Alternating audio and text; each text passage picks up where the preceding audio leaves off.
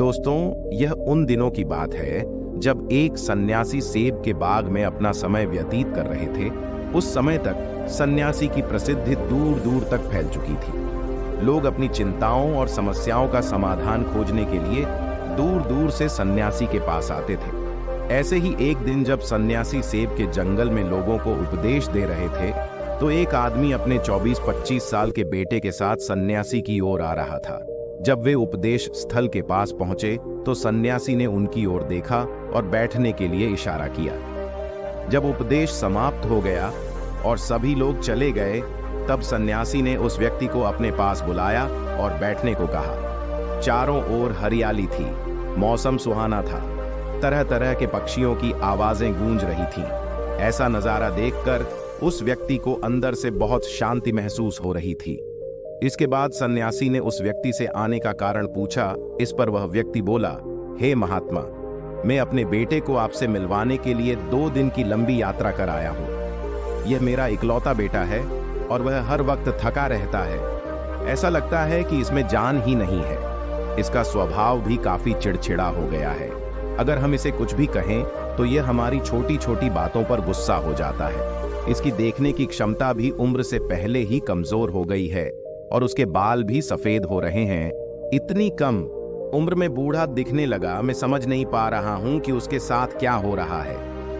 हे सन्यासी, मुझे अपने बेटे की बहुत चिंता हो रही है। मैं अपने बेटे को डॉक्टर के पास ले गया तो उन्होंने कुछ दवा दी और कहा, बेटा कम तनाव ले। वह अपने दिमाग पर बहुत अधिक तनाव लेता है, इसीलिए उसकी यह हालत है।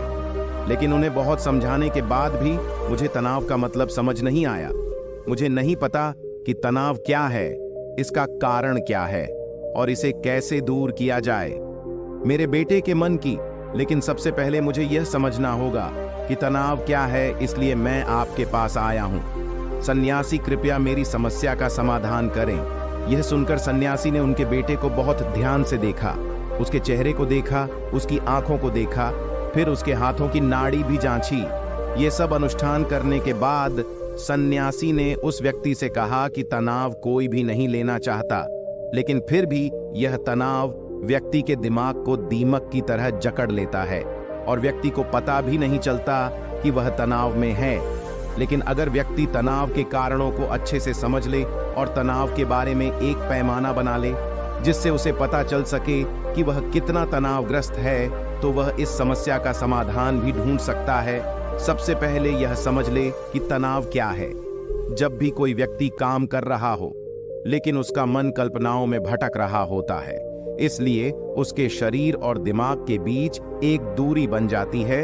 यह दूरी जितनी अधिक होती है, व्यक्ति उतनी ही देर तक बेहोशी की स्थिति में रहता है और शरीर और मन के बीच के इस दूरी को ही तनाव कहा जाता है। आखिर पसंदीदा खेल खेलने के बाद इंसान ऊर्जा और खुशी से क्यों भर जाता है, जबकि वह अपने शरीर को थका चुका होता है। लेकिन समझने वाली बात यह है कि खेलते समय दिमाग और शरीर पूरी तरह से एक साथ खेल में केंद्रित होते हैं, जिससे शरीर और मन के बीच दूरी नहीं रहती और तनाव नहीं आता, और मन में कोई तनाव हो तो दूर हो जाता है। लेकिन इसके विपरीत जब हम कुछ ऐसा करते हैं जो हमें पसंद नहीं है, तो हमारा शरीर वह काम तो कर रहा है, लेकिन हमारा मन कहीं दूर कल्पनाओं में भटक रहा है, जिससे शरीर और दिमाग के बीच दूरी पैदा हो जाती है और तनाव पैदा हो जाता है। इसलिए ऐसा करना चाहिए, एक समय में केवल एक ही काम करना चाहिए और अपने शरीर और दिमाग की सारी शक्ति उसी एक काम में लगानी चाहिए, ताकि व्यक्ति के अंदर तनाव पैदा न हो। सबसे प्रमुख कारणों में से पहला है अति महत्वाकांक्षी होना। महत्वाकांक्षी होना अच्छी बात है, लेकिन क्या आपने कभी गौर किया है कि उस आदमी का एक लक्ष्य कभी पूरा नहीं होता? उसका एक लक्ष्य पूरा नहीं होता कि वह दूसरे की ओर भागने लगता है। अगर दूसरा पूरा हो जाता है तो फिर तीसरे को, और इस प्रकार वह गोल गोल घूमता रहता है अपने जीवन में अपने लक्ष्य को प्राप्त करने के लिए। इसीलिए जो व्यक्ति अधिक महत्वाकांक्षी होता है, जो बड़े लक्ष्य निर्धारित करता है, वह कभी भी वर्तमान में नहीं रह सकता। उसका दिमाग हमेशा भविष्य की योजना बनाने में व्यस्त रहता है। उसका शरीर वर्तमान में रहता है, लेकिन उसका दिमाग भविष्य में रहता है। जिससे इंसान के शरीर के बीच दूरियां पैदा हो जाती हैं और वह तनावपूर्ण जीवन जीने लगता है। सन्यासी के मुख से यह बात सुनकर लड़के ने सन्यासी से कहा कि इसका मतलब है कि हमें लक्ष्य नहीं बनाना चाहिए, क्योंकि लक्ष्य निर्धारित करना भी महत्वाकांक्षा है। इसी बहाने सन्यासी ने कहा कि जीवन में लक्ष्य रखना कोई गलत बात नहीं है, लेकिन समस्या तब उत्पन्न होती है जब हम अपना सारा ध्यान उस लक्ष्य को प्राप्त करने के परिणाम पर केंद्रित कर देते हैं। व्यक्ति को वर्तमान में जीना चाहिए, एक लक्ष्य निर्धारित करें और उस लक्ष्य को प्राप्त करने के लिए कड़ी मेहनत करते रहें। लेकिन साथ ही आपको यह भी ज्ञान होना चाहिए कि आप अभी भी वर्तमान में जी रहे हैं और वर्तमान सत्य है। सन्यासी ने आगे कहा कि ईर्ष्या तनाव का एक और बड़ा कारण है। जब कोई व्यक्ति ईर्ष्या और ईर्ष्या से भर जाता है तो उसका मन अंदर ही अंदर सड़ने लगता है। ईर्ष्या एक आंतरिक घाव है, यानी मन का घाव इंसान के शरीर का घाव तो ठीक हो सकता है, लेकिन मन का घाव कभी नहीं भर सकता। इसलिए कभी भी दूसरों की उन्नति और खुशी से ईर्ष्या नहीं करनी चाहिए, क्योंकि ईर्ष्या तनाव का कारण बनती है। इसके बाद सन्यासी ने तनाव का अगला कारण बताया और कहा कि अरुचिकर काम भी मन में तनाव पैदा करता है। जो काम हमें करना पसंद नहीं है, उस काम में हमारा मन नहीं लग पाएगा। हमारा शरीर वहीं बैठ जाएगा, लेकिन हमारा मन कल्पना की उड़ान भरता है, जिससे शरीर और मन के बीच दूरी पैदा हो जाती है और व्यक्ति तनावग्रस्त हो जाता है। इसलिए व्यक्ति को हमेशा अपनी रुचि के अनुसार ही कार्य करना चाहिए।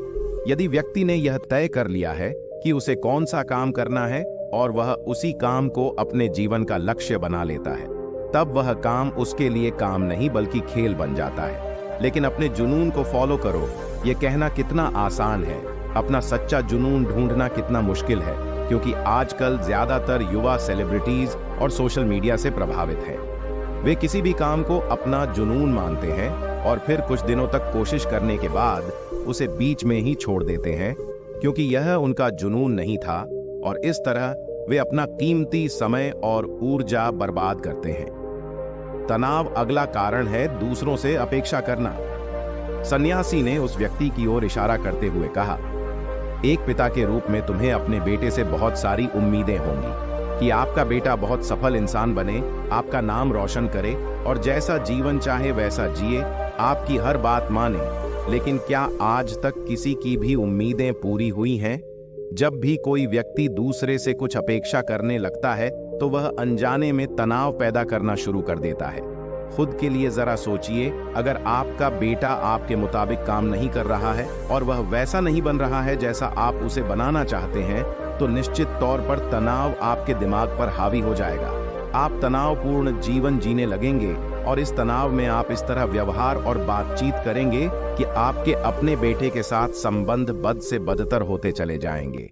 इसलिए व्यक्ति को दूसरों से अपनी क्षमता से कम उम्मीदें रखनी चाहिए और अगर आप पूरी तरह से तनाव मुक्त रहना चाहते हैं तो दूसरों से उम्मीद करना बंद कर दें। इसके बाद सन्यासी ने कहा कि शारीरिक कष्ट भी मनुष्य के तनाव का एक कारण है। जब कोई व्यक्ति किसी शारीरिक दर्द से गुजर रहा होता है तो उसका पूरा ध्यान उस दर्द पर होता है और वह सारा दिन बस अपने दर्द के बारे में ही सोचता रहता है, जिससे उसका मन दुखद विचारों से भर जाता है और ऐसे में व्यक्ति तनावग्रस्त रहने लगता है।